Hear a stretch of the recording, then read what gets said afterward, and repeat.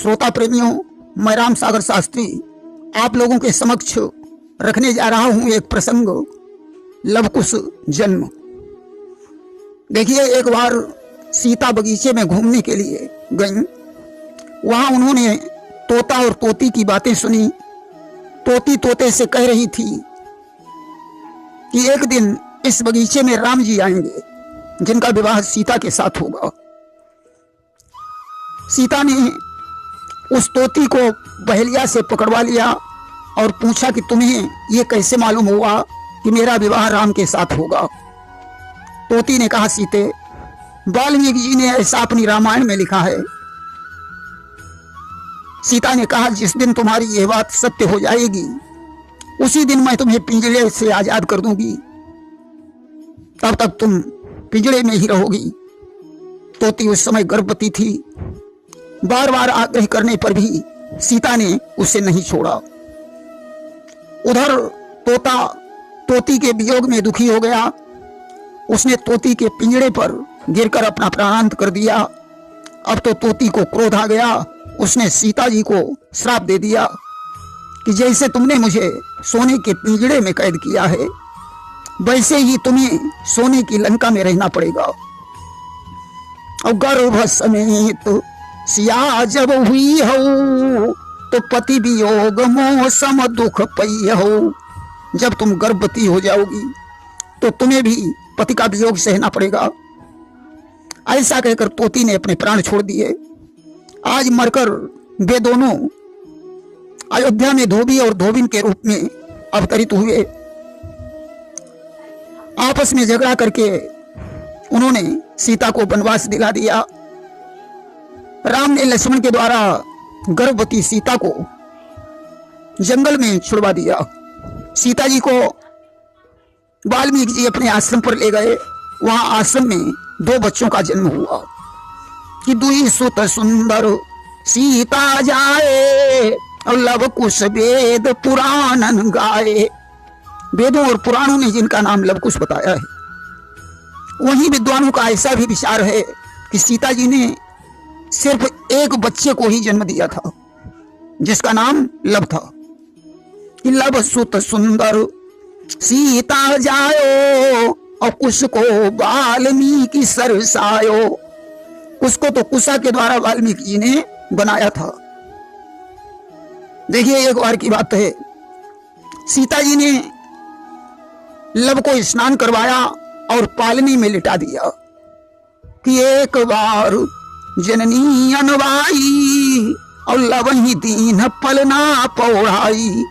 सीता जी ने हाथ में घड़ा उठाया और नदी में पानी भरने के लिए चल पड़ी कि घट उठाई हृदय धरि धीरा और भरन चली सरिता मोहनीरा। वाल्मीकि जी उस समय ध्यानावस्था में बैठे हुए थे। सीता जी ने उन्हें संकेत किया कि लव पालने में पड़ा है, इसका ध्यान रखना।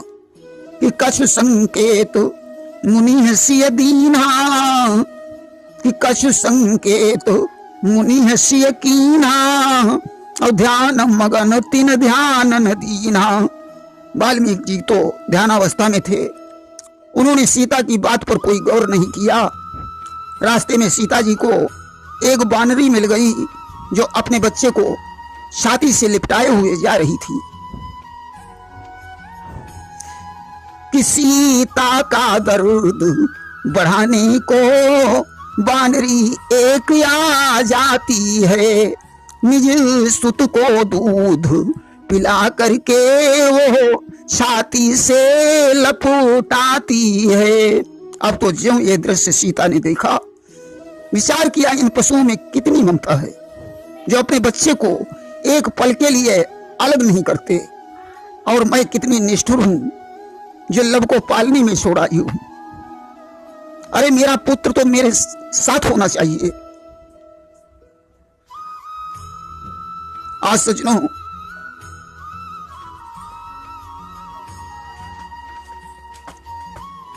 कि यह दृश्य देखकर सीता को निज सुत की याद सताई है। पानी भरना तो भूल गई, घर से लव को ले आई है। सीता जी रास्ते से लौट पड़ी। आश्रम में पहुंची, पालने से लव को उठाया और उसे गोद में लेकर पानी भरने के लिए चली गई। इधर सज्जनों, ज्यों वाल्मीकि जी की आंखें खुली, उन्होंने देखा पालने में लब नहीं है। अब तो असमंजस में पड़ गए कि इत वाल्मीकि की आंख खुली, देखा तो सूना पलना है। असमंजस में पड़ गए तुरंत, सीता का कहाँ बोलना है। अरे सीता का पुत्र कहाँ चला गया? अब सीता आकर मुझसे पूछेगी कि मेरा पुत्र कहाँ है, तो मैं क्या जवाब दूंगा?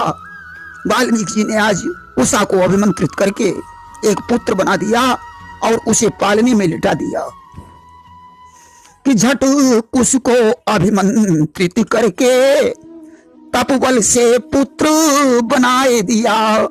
फिर उसी तरह से मुनिवर ने पलने में उसे लिटाए दिया।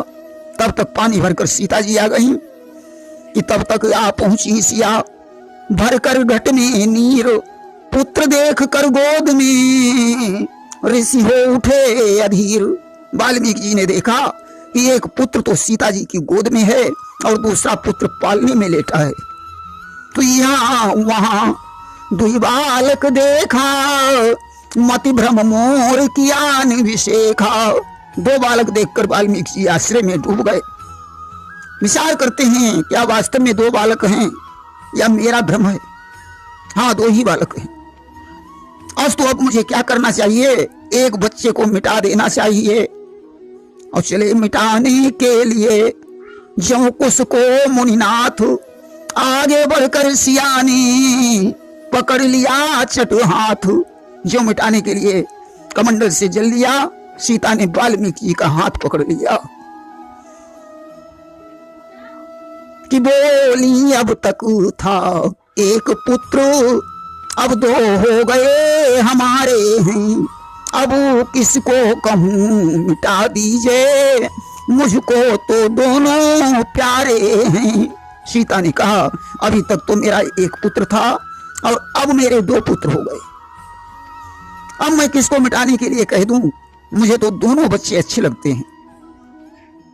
रहने दो गुरुजी, किसी को मत मिटाओ, दोनों बच्चों की जोड़ी बनी रहेगी।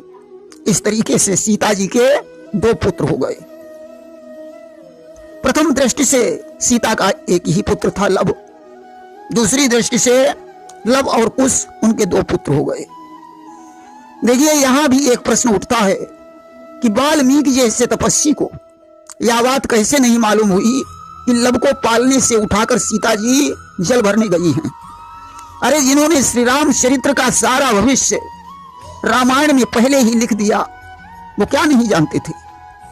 वाल्मीकि तो ब्रह्म के समान थे, उन्हें तो सारा भविष्य पहले से ही मालूम हो जाता था।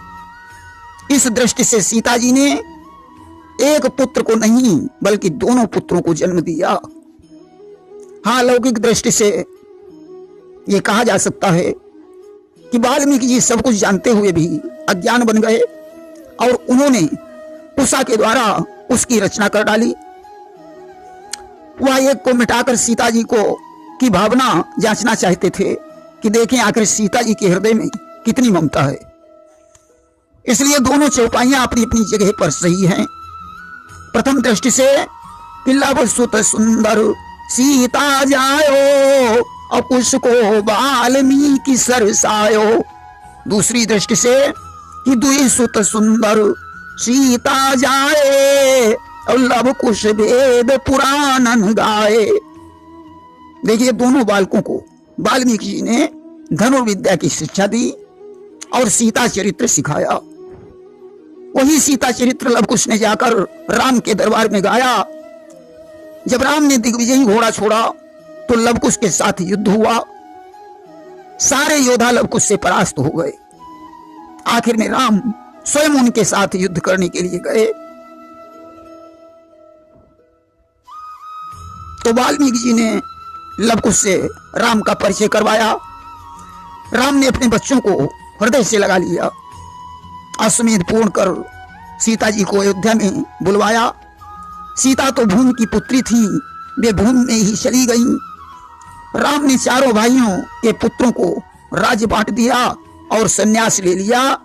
इसके बाद परम धाम को चले गए। प्रेम से बोलिए सियावर रामचंद्र की जय।